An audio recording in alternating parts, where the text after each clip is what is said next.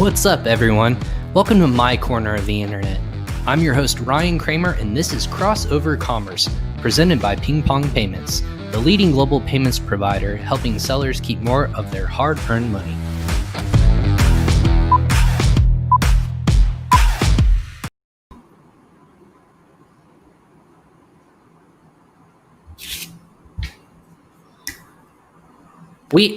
There we go again. Welcome everyone back. Welcome to Crossover Commerce, presented by PingPong Payments. I was on mute again. My guest didn't tell me. That's okay. This is another episode we got going this week. It's Monday here, but with our special guest, it's actually Tuesday. That's the beauty of the show. We get to talk about a little bit of everything around the world. We're going to be talking about sourcing from India, which is a really cool topic that I personally want to learn a little bit more, and then even diving into Singapore and selling on Amazon Singapore. So a lot of our guests this week are going to be talking international focus from the United States, and we're going to talk about marketplaces in India, Singapore, China, and even Japan. So it's a really exciting way to end our season this year. But Meghla Bhardwaj of this India sourcing trip, I got that right. She was lovely enough to join me today, first thing in the morning on Tuesday there. Meghla, thank you for joining me today on Crossover Commerce. Thank you so much, Ryan, for having me. I'm super excited to be here. Yeah, absolutely. Sorry for that weird intro.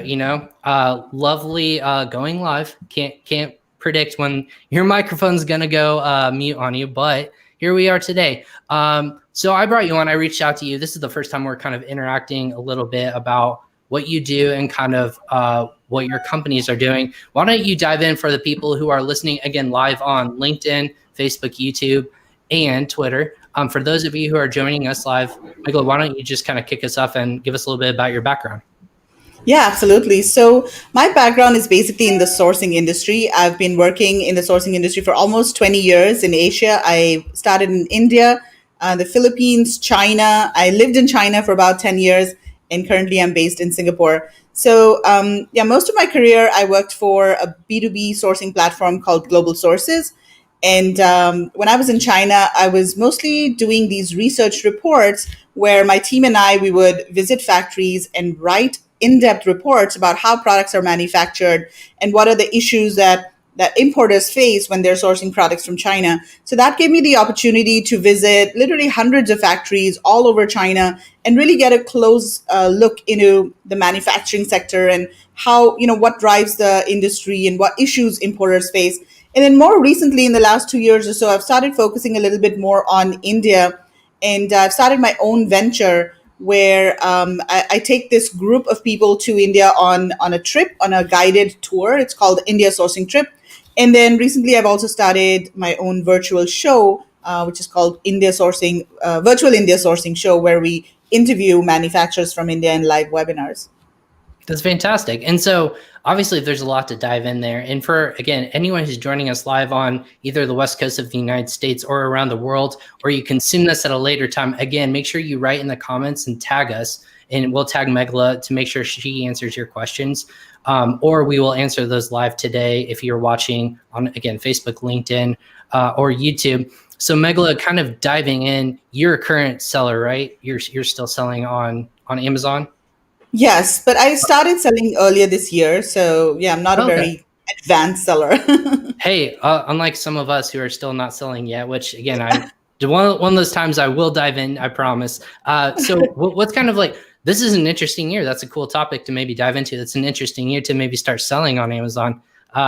What's kind of been like the highs and lows for you personally with all this pandemic going on globally? Yeah, I think what happened was I launched my first product right before the pandemic happened. And I was lucky enough to get my product out of China before everything closed down over there. And then, luckily I was sort of in the storage kind of home category. So I quickly sold out. But then the issue was that I couldn't get in stock again. So I was out of stock for one of my products for a really long time, and that affected sales. And that took a couple of months to, get the product back. And then I've got a couple of products from India going as well. So those are going well too. I think Q4 has been pretty interesting. This is the first time that I'm selling in Q4, and it's a super duper Q4. So it's going well so far. Awesome. So, what marketplaces are you currently diving into and selling? So I'm selling in on Amazon US and Singapore as well, but Singapore is a bit slow. We'll talk about that a bit later. But yeah, my main marketplace is the US. Okay. And so what was the kind of deciding factor to was it just because of marketplace velocity to get into the US, or was it just like was that a strategic decision to go there, or just kind of where everyone shops and that's where all the kind of the customers are, or what's kind of that decision that made you start there? Yeah, I mean, of course, US is the biggest Amazon marketplace around the world, and it's relatively easy for somebody outside of the US to sell there. Mhm. And I think it's a natural choice for anybody starting out. Most of the other marketplaces are pretty small, relatively small.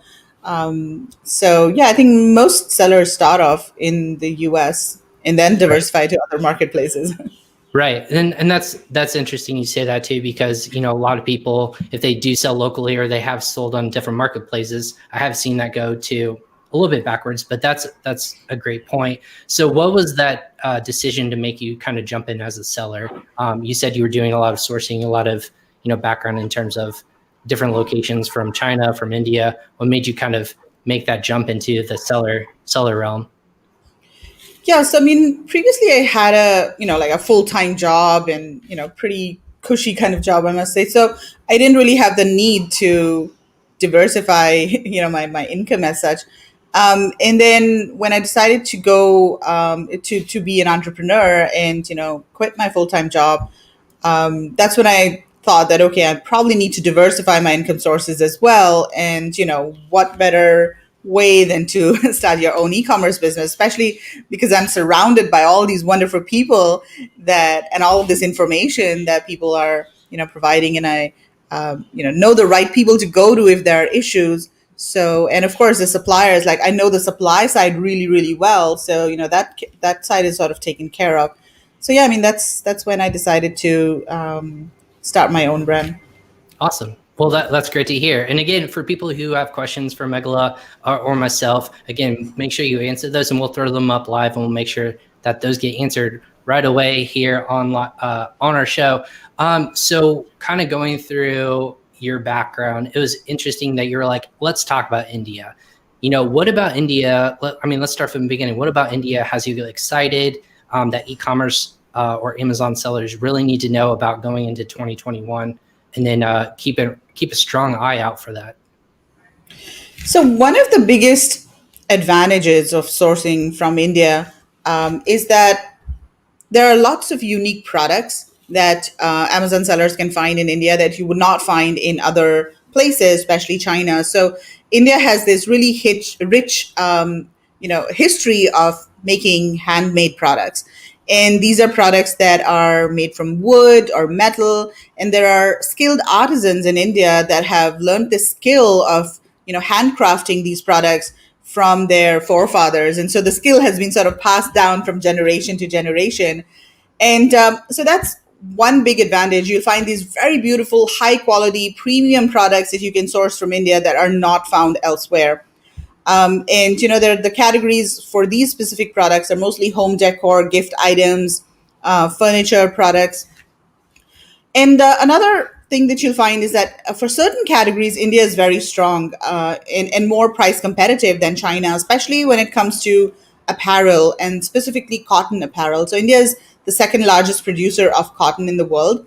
And in terms of apparel and other furnishings, there are literally hundreds and thousands of factories that produce these kinds of products, and labor is cheaper in India than it is in China. So if you are producing something that is labor intensive or requires manual labor, then it will be more cost effective to get it produced in India. So think about things like apparel, shoes, belts, bags, those kinds of excuse me, those kinds of things. Also, there are no trade tariffs between the U.S. and India as of now. So one of the reasons why Amazon sellers started looking to other sourcing markets was when 2 years ago there were these trade tariffs that were imposed by the U.S.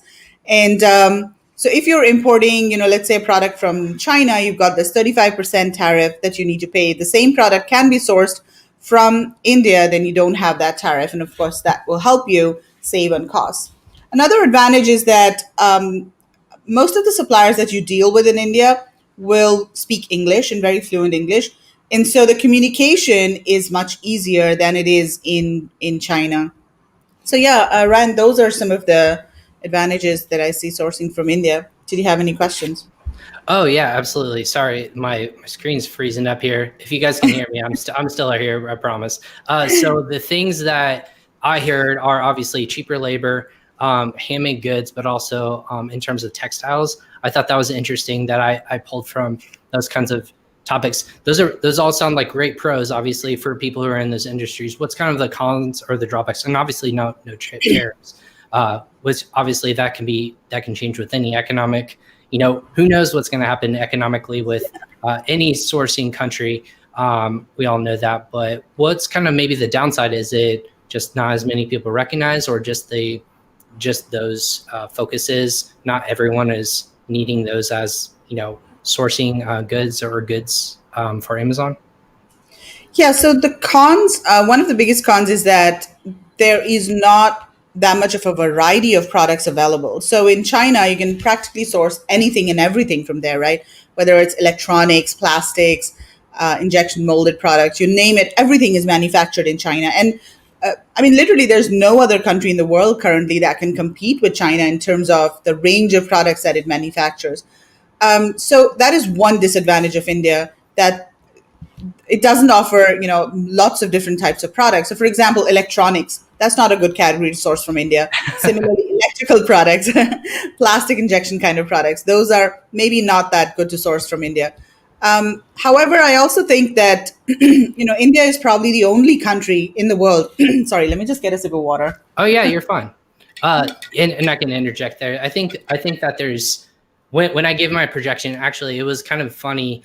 I had made this bold projection with other peers in the group that there's other marketplaces you really need to keep an eye on. One of them was India. I think there are a lot of them were like Australia as well as Germany. And the reason is I think India has a couple things going for it, not just for distributing and sourcing, but also for consumers. I think there's a lot of different things that a lot of people need to be aware of in terms of like when there's just a lot of people in terms of percentage of potential shoppers, like that is going to be a marketplace once it becomes fertile for Amazon or other marketplaces on e-commerce, that people are just going to start producing but also selling on India a lot more. So anyways, back to what your point was. Yeah, thanks a lot for that. Yeah, and I'll talk about Amazon India. I'll talk about Amazon India and the opportunity that it presents to global Amazon sellers in a bit. So continuing to talk about the cons, so that's one disadvantage. You can't source anything and everything from India.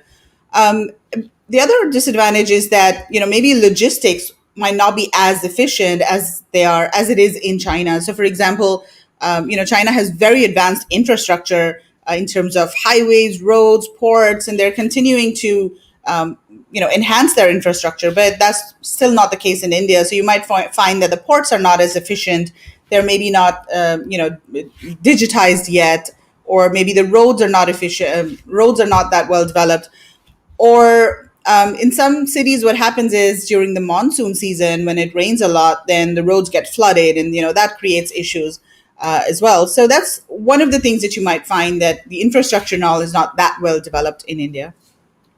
So is that something that India itself as a country is a lot more focused on? They see like, hey, we're very focused on growing this kind of e-commerce hub, if you will. It's not just the sourcing or the seller aspect, but kind of where they do lack in those areas. Do you see that there's a lot of like national support or local cry, like, hey, we need to improve these things if we want to actually start improving on a global scale?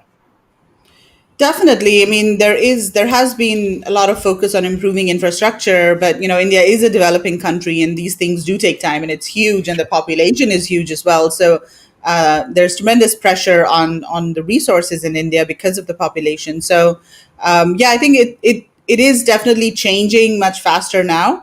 So yeah, I mean, I definitely expect that in the coming 5 years or so, things will significantly improve. And I'm also seeing the government really putting in a lot of effort to attract overseas investors to set up factories and manufacturing hubs in India. So, for example, specifically electronics companies. So, like Apple announced that they're going to set up their latest factory in India.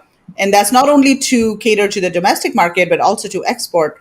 And then Samsung recently announced they're setting up another factory there. And then a lot of the Chinese suppliers as well. I mean, Chinese brands, big brands like Xiaomi, they have factories in India. And currently, most of the electronics production that's happening in India is for the domestic market. So most of the products there produced there are actually sold in the domestic market. However, that I expect will change in the next couple of years. As more factories are set up, as the supply chain develops in India, as there's more skill and the engineering skills kind of develop, we will see more of the local companies as well setting up factories, and then they will start doing OEM. And I'm already seeing that happening a little bit. There are electronic factories here and there that are doing headphones, and they are trying to look for overseas buyers. So that is starting out right now, and I believe that it will increase over the next couple of years. That's awesome. And that's super interesting. Is there like another like topic or like a category that India is really thriving in? Because you said textiles, right? You said handmade wood items. Was there another one that I was missing? Because I just want to make sure that all of our listeners were, hey, these are great categories to maybe obviously look into India currently for potential opportunities. Yeah, I mean, there are quite a few categories. So those are a couple. Let me just go through some of the others. So, Yeah, if you would. there's wooden products, right? And then there's metal products, and there's ceramic, there's glass. So all of the different materials. India is stronger in materials that are naturally occurring, not so much in the plastics or poly resins kind of materials. Sure. So there are different hubs to manufacture each of these different product categories by material.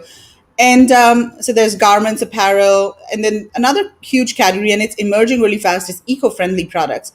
And these are, these can be different types of products. So, for example, you'll see a lot of biodegradable, disposable dinnerware, for example. Okay. And these are things that are made from, areca palm leaves, or maybe disposable plates made from sugarcane waste. So there's a lot of R&D and research sort of going into developing these sort of categories. And then organic cotton, that's also considered quite eco-friendly, and that's increasingly becoming very popular, especially among Amazon sellers. I know that there are a couple of I know a couple of sellers who are doing really well in organic, bed coverings and bed sheets and all.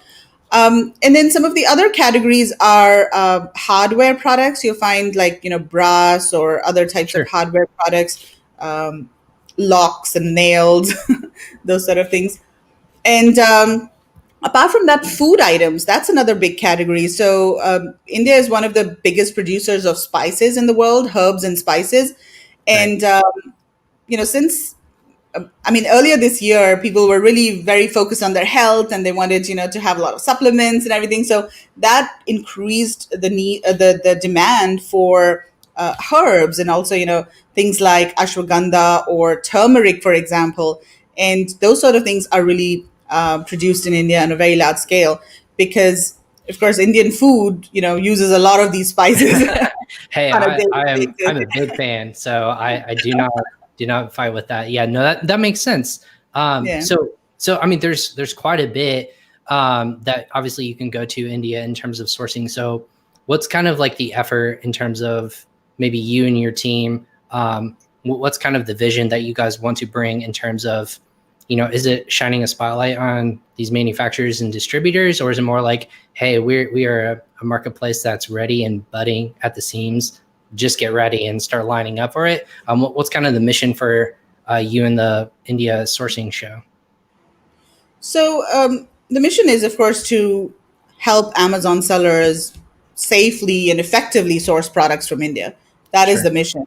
And yeah, of course, we do want to highlight that there are good manufacturers and good products that you can source from India that will help you differentiate from other people who are sourcing from China, because everybody's sourcing from China, right? And that becomes an issue because whatever niche you get into, whatever product you get into, other people also have access to the same products.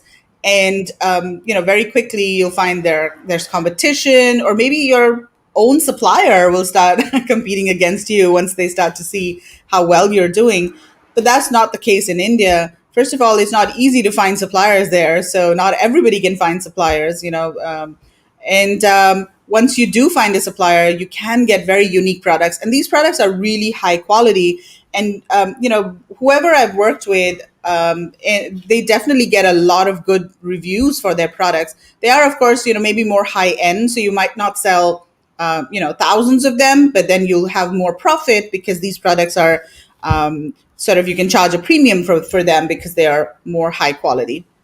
Yeah, I mean that makes sense to me. So when you're doing all these shows, like you said, you were developing these shows again in the last year or two, or like trips, I should say, and in a non-pandemic year, what's a trip like that look like? Are you reaching out to sellers, or you just have it scheduled on the books every year, and you're like, hey everyone, we're going to highlight all the great local distribution, the sourcing, our factories here in India. What's a trip like that? Maybe walk us through a typical, I'll say typical, a typical trip that you were putting on.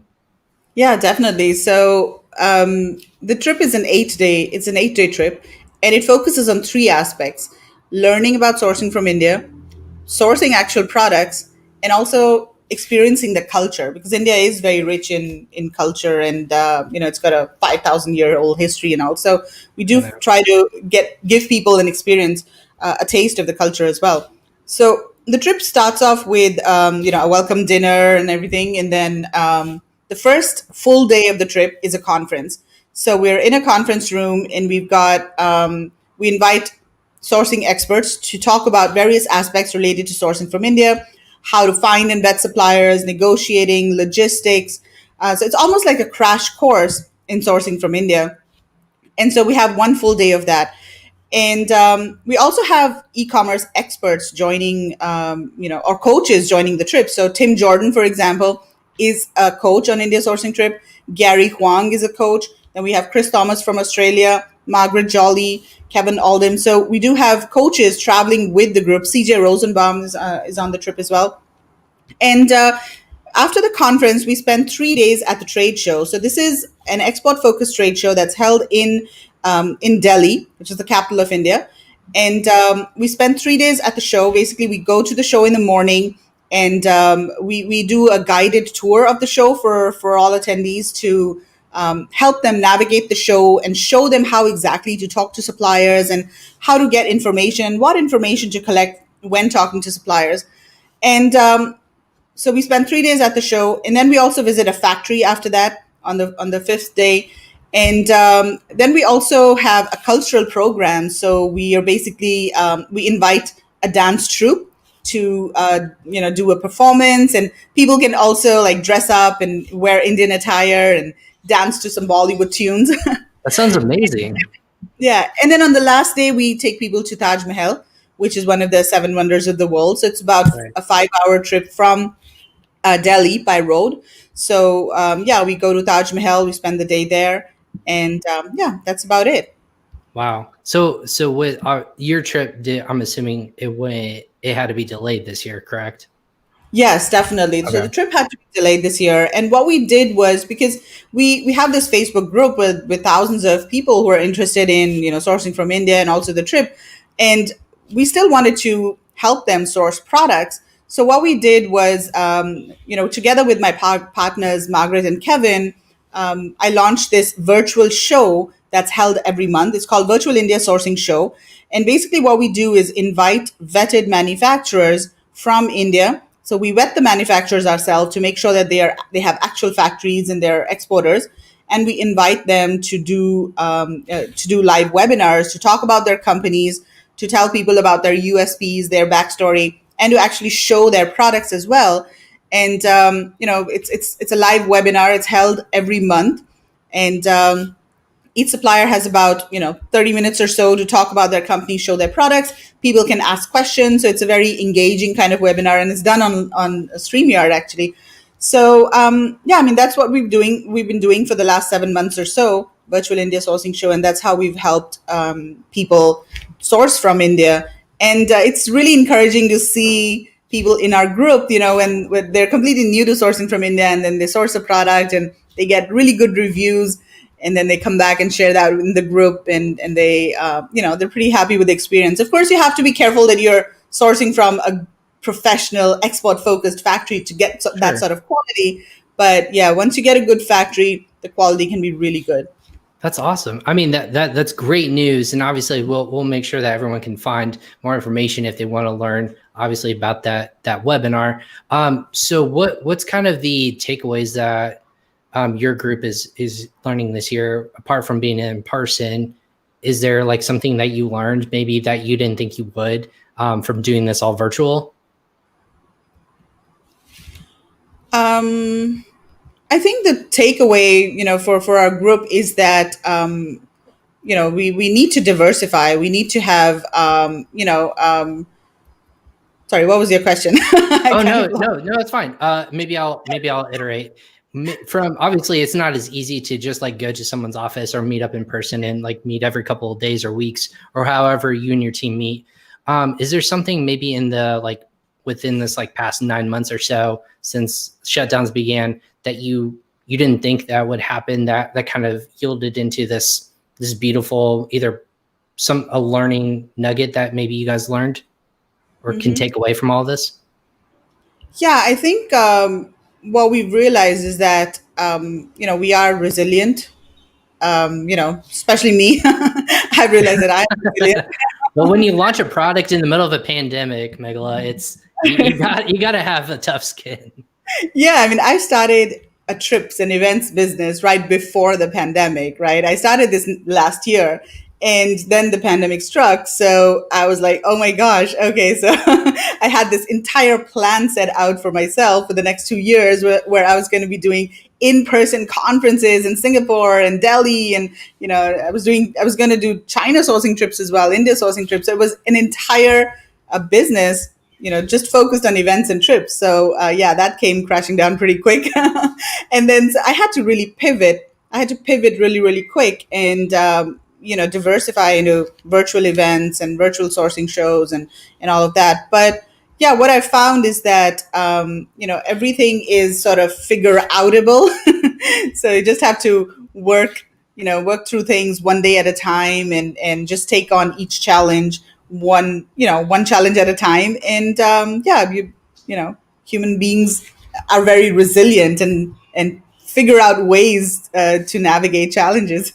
Oh, absolutely. And I think that's the beautiful thing about all of this is that it's showing us how to find and be stronger in different ways and kind of like diversify ourselves because again, a lot of people that I'm meeting nowadays is just like a simple like message on social media. And thank God for obviously the internet of, emails and social media or texting or even just like video chat services like this, where we can see each other's face and kind of still have that very similar interaction, but not the same thing as like a handshake or you're learning and reading each other's body language. And that's what a lot of people on the show have kind of said, like, gosh, I really took it.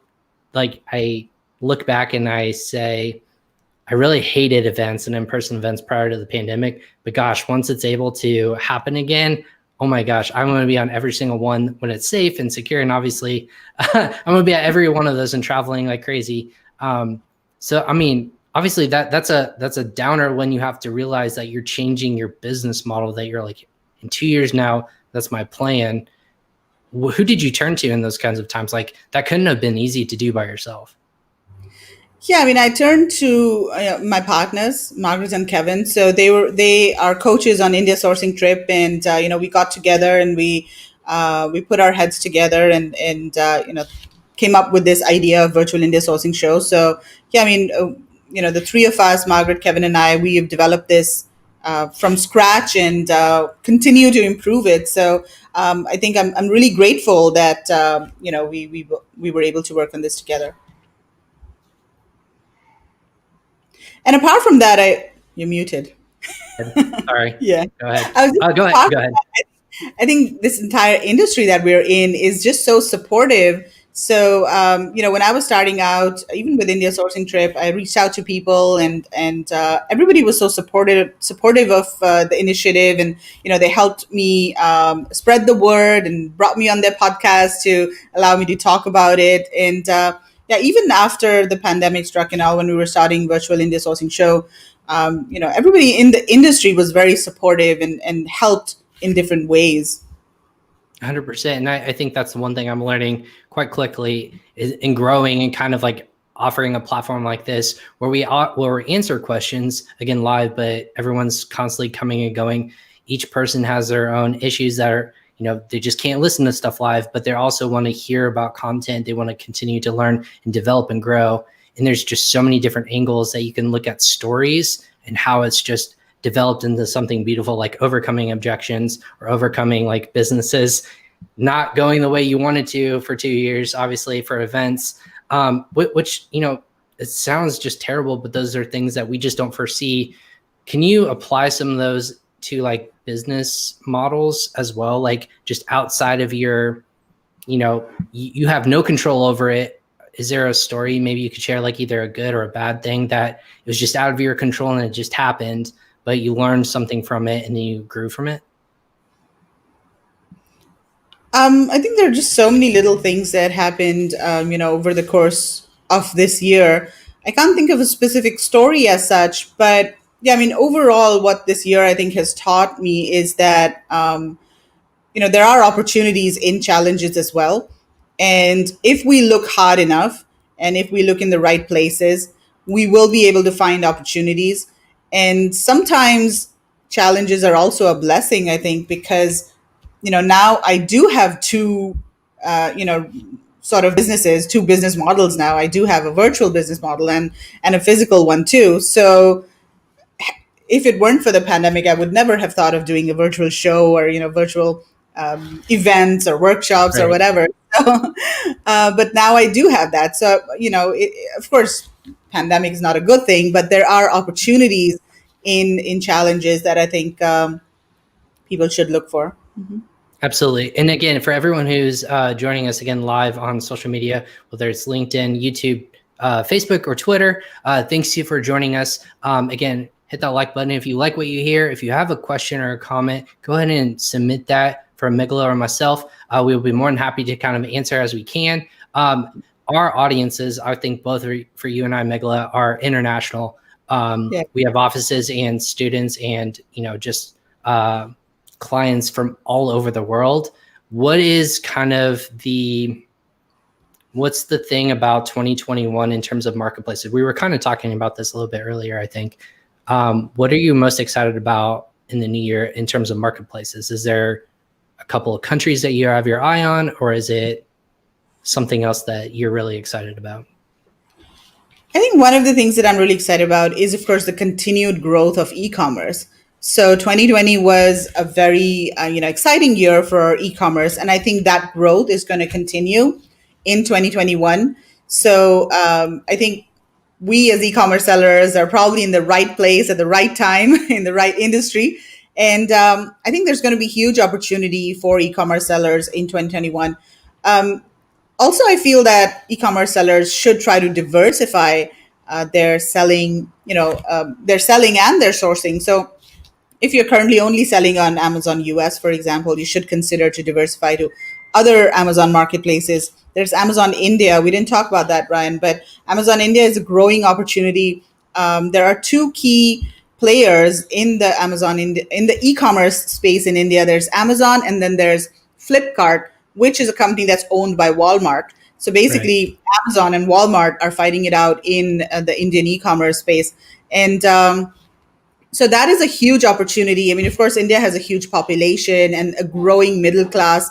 And there's also increasing adoption of mobile. So mobile shopping in India is growing at a very, very fast rate. So of course, there are, challenges that you need to overcome. For example, it's a very price conscious market. So you need to make sure that your pricing is right and your profits won't be, very high per product, but you'll mostly make profits on volumes. So if you're selling, 100 pieces of a product in the US, you'll probably be selling like 500 in India just because of the volume of the population size. and but you'll make smaller margins on each product. So it's a different sort of ball game. You need to understand that, but once you get the hang of it, it's potentially a really, really good business opportunity. And there are certain categories that are really popular in India that I know Amazon sellers are doing really well. So, for example, there's supplements. It's huge and growing at a very, very fast rate. And so that's one category. And then there's others like apparel, fashion, all of those things. For global Amazon sellers to sell in Amazon India, you do need to set up a company in India. You can't just sell on Amazon India as an overseas company. So there is some work to do at the beginning. You need to set up a company, and you need to pay taxes, and you need to get a GST number and all of that stuff. But once you're through that, then and you understand how the marketplace works, what kinds of products sell well, it's really a huge opportunity that I think people should definitely look into.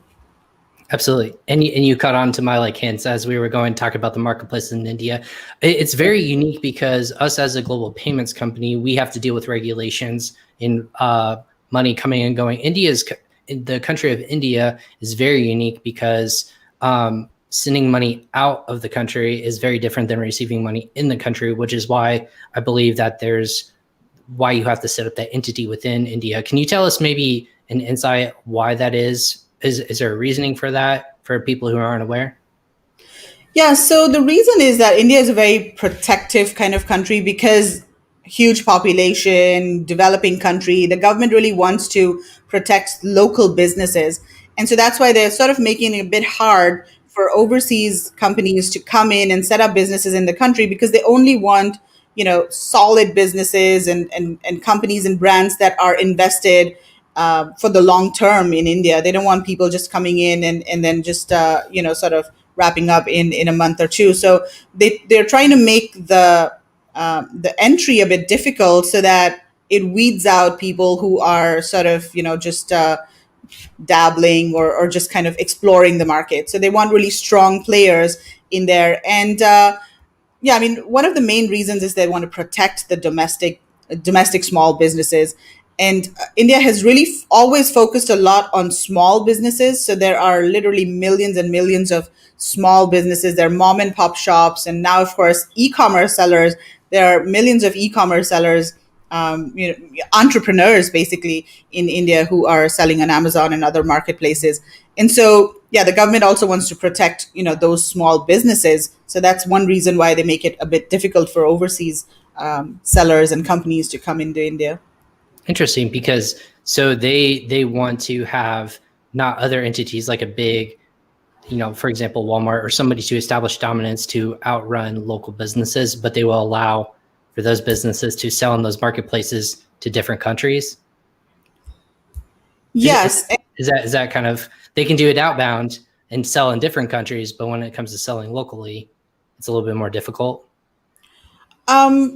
Yeah, and also, they do allow big companies. It's not like they don't allow big companies. Right. Like the e-commerce marketplace is dominated by Amazon and Walmart, so those are big companies, and they I think dominate like I mean they have like 80% of the share of the e-commerce market in India. So it's not like they don't allow big companies, but again, they really allow solid companies that will bring in investment as well. So Amazon, for example, announced recently that they're going to invest like $5 billion in the country, and they're creating job opportunities, and they're helping develop infrastructure, and also developing the entire e-commerce ecosystem in India. So yeah, I mean, those are the kinds of companies that the government is trying to attract.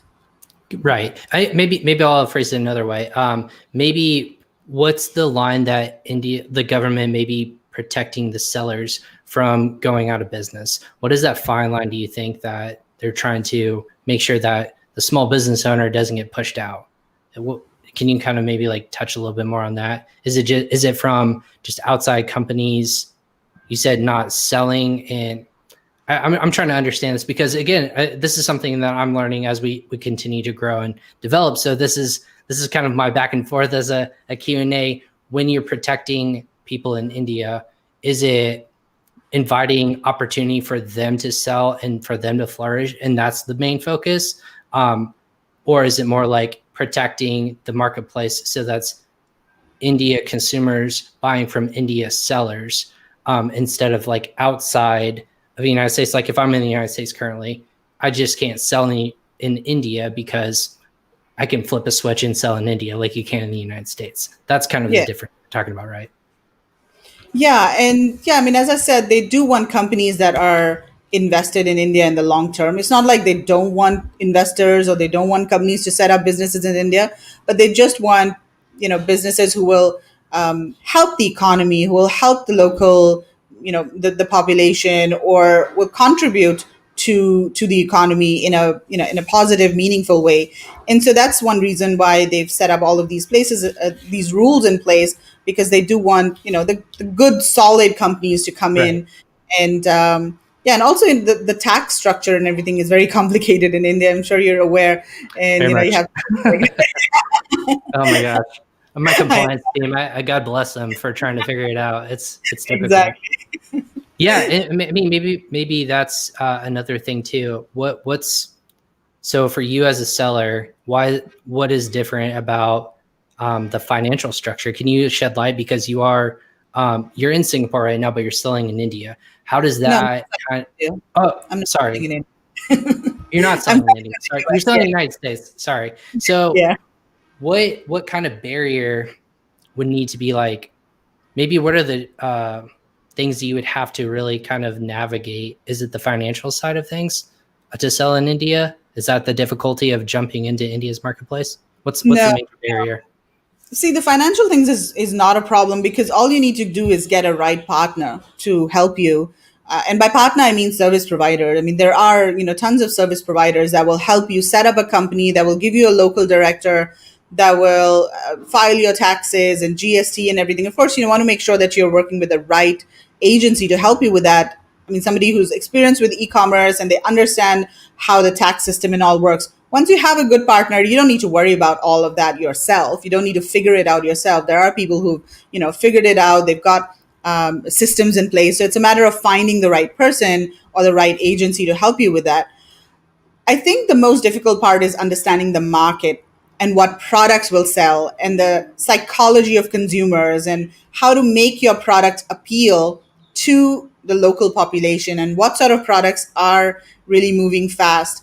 Another issue that you find in India is the return rate is a bit high because cash on delivery is actually an option. I don't think cash on Oh, delivery is an option in anywhere anywhere else I in the don't think world. so. No, I didn't know that. Interesting. So So because can you India walk us through what that is? Yeah, real quick for people who that don't know.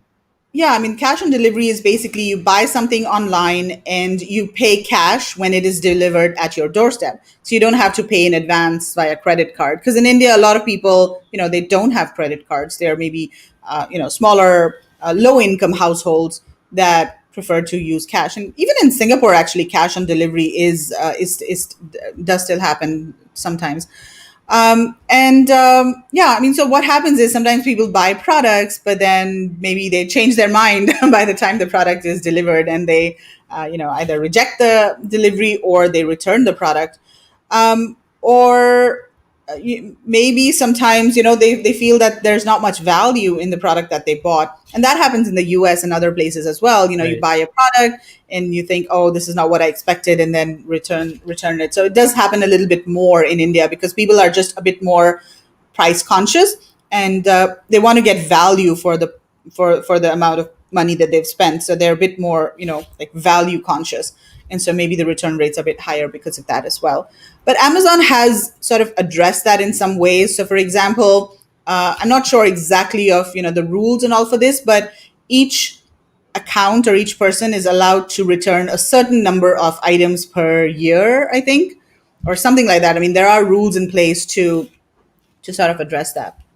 Yeah, that makes sense. I'm assuming they have something in terms of their own systems where they're tracking constant because even in the United States, if you have someone who's buying or returning and you have that constant fluctuation, they're going to flag your account, say like, hey, you're actually, you're not going to charge the seller for that. It's someone who's either, trying to get the good, use it really quickly and return it, or they're trying to get some sort of insight in terms of like pricing structure. Yeah, there's like black hat ways where you can do it in terms of Amazon's trying to protect the seller, but that makes sense. So, Yeah. so you said Hey, it's higher. Yeah, go ahead. Sorry to interrupt. I was just saying, I mean, if we have some time, do you want to maybe also talk about Amazon Singapore? Because I think Yeah, that's let's dive into it. That was my next question. It was like that sounds fantastic about Amazon India, but let's talk about something that almost I haven't heard a lot of people talk about. Amazon Singapore. Let's dive in.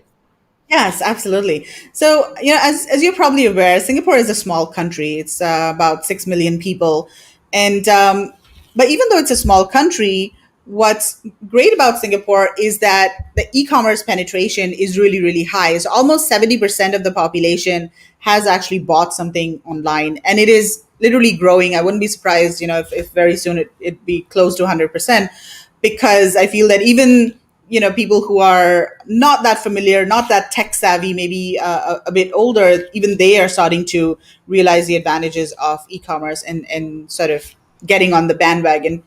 Also, Amazon has a very high brand awareness over here in Singapore. So, in fact, before Amazon Singapore launched, people used to shop from Amazon.com from US and get products shipped over here.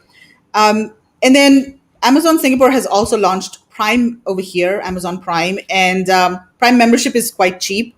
And penetration of Prime membership is really high. I mean, literally, there are hundreds and thousands of Prime members in Singapore.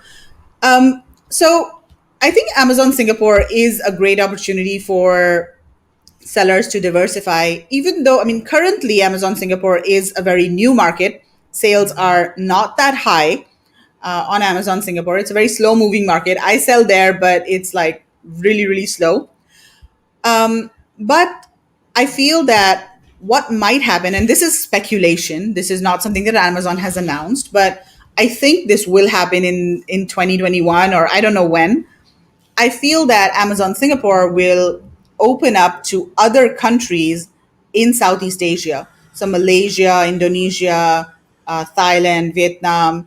And once that happens, then I think the overall e-commerce market in Southeast Asia will be sort of open to people who sell on Amazon Singapore, and that's when the main opportunity or the big opportunity will arise for Amazon sellers who start selling on Singapore now, who sort of start testing the market a little bit. Send in your Ah, products. There is interesting. Amazon FBA here, and it's relatively easier to send in products in Singapore. You do need an importer of record, but that doesn't have to be your own company. There are ways of getting an importer of record that is a third party agency. And then, Interesting. unless you're doing about $1 million, a million Singapore dollars per year, you don't need to file GST, which means you don't necessarily need to have a local company here in Singapore. Right. So I think that's a good opportunity. And another advantage of Amazon Singapore is that they have actually waived a membership fee, the monthly membership fee. They have waived that until June 2021. So there's no monthly membership fee. Plus, they also have account managers. So whoever joins Amazon Singapore, they're assigned an account manager. Now, of course, each account manager manages, maybe hundreds of sellers. So it's not like you're getting one-on-one support. Yeah. But at That'd if be nice. you yeah, I know, wouldn't it? But at least if you run into an issue, there is a person, a human that you can email and potentially get help from. And the Singapore team over here is extremely helpful. I've been working with them for the last couple of years, and they are really willing to help sellers. They've in fact formed a Telegram group over here where they engage with sellers and they try to provide resources and different things. They also host live webinars where sellers are invited. I've spoken at a couple of their webinars. They used to host meetups in their office. They used to invite various experts to talk about different things. I've spoken about sourcing a couple of times over there. So yeah, I think global sellers should look at Amazon Singapore and just try to get their feet wet a little bit in this, to potentially in the future target the entire Southeast Asian market. Absolutely. Is there any inventory restrictions going on right now for Amazon Singapore? I don't think so. Yeah, I'm not really sure about that, but Okay. probably not. Yeah. And I asked that because obviously lots of United States sellers are seeing those inventory restrictions. So when I was talking to people like Amy Weiss from AMZ Home, she was talking about like, hey, you just got to diversify. All right, if Amazon's going to put 200 units of my product in .com, maybe I can look at different places too and try to, diversify a little bit. And that makes sense in terms of like Singapore. If it opens up like Southeast Asia, like you mentioned it would, or potentially, again, these are all speculations. We're not Amazon here. Otherwise, you and I wouldn't be sitting here, I'm sure. But anyways, that's super intriguing in terms of just the potential. Like a lot of people in Amazon, I think, are bet placers, or they try to place the best bets. So if you're selling there and you said you can be the first ones to access that network, that'd be huge. I would think that would boom quickly once that access gets open. Yeah, definitely. I think so too. And currently Singapore is just 6 million people or so, but if you combine Southeast Asia and all of these main countries nearby, it's about 350 million. So, it's yeah, potentially pretty big. Yeah, absolutely. And we're coming up on the top of the hour, and I know I don't want to take more of your time because again, you're starting your day, and we're kind of wrapping it up over here. With what should Amazon sellers, in terms of learning more about India or learning more about Singapore, what are the best resources that you and your team are either reading or learning about from, and then like educating people? Where can people learn more about that? So the best way to find out more about what I do and also get access to all of the resources is to join my Facebook group. So it's just go search for Sourcing from India under groups on Facebook, and it's called Sourcing from India Amazon FBA Private Label. The And long-winded answer, exactly, right? But sourcing from India, you'll get there. from Exactly. So join that group. I've got a free ebook that everybody gets when they join the group, and the ebook just basically gives an overview of how things work in India and how you can start sourcing. Then we do webinars on a weekly basis, and of course, virtual India sourcing show. And yeah, it's a very supportive group. Everybody just helps in case there is a question. So that's the best way to start. With India at least. Right. And if they can learn more from you or just ask you a question, what's the best way to do that? So they can reach me through Facebook. I think Facebook Messenger. That's the best way. Yeah. Good old Facebook Messenger in the Amazon community. Gotta love it. It's been pinging in my background ever since. Like, hey, here's my question. Here's that. I'm like, guys, I just stop messaging me for an hour. So, anyways, yeah, that's awesome. And you've been super fantastic in terms of education. I thought those are two huge marketplaces. I think that a lot of people just don't dive into. It makes sense, like population wise, maybe not the forefront of everyone in terms of, for Singapore, super valuable content, Meghla, and then obviously India. Gosh, you sold me. Like when I can travel to India, like I better be on that invite list for sure. Like I'm there. I need to absorb the culture, the content, everything that you're dishing out of there. You and your team are online all the time. When I listen to your webinars, it's just great content about a different perspective, and that's what this show is about on our platform, is providing different perspectives of international marketplaces, both on e-commerce and on Amazon. So thank you so much for joining us today. I know I learned a lot. There's a lot of technical difficulties, which we don't technically, or I try not to always have, but you can't always avoid those when you're going live. So I thank you so much for fighting through that with me. I call everyone who ends the show a friend of the show. So again, in 2021, we'll either do this in person, hopefully, or again on the digital platform like this. But thank you so much for lending your time on a Tuesday for you. Yeah. Thank you so much, Ryan, for having me. It was a lot of fun. Absolutely. And again, for everyone who wants to learn more information, again, go check out India Sourcing Show, or search that in Facebook. Check out Meghla on Facebook and her team. We will be going live again. Only 2 more shows. This is episode 27 or 28, I should say, of our season. We're going to finish off the season talking about international marketplaces.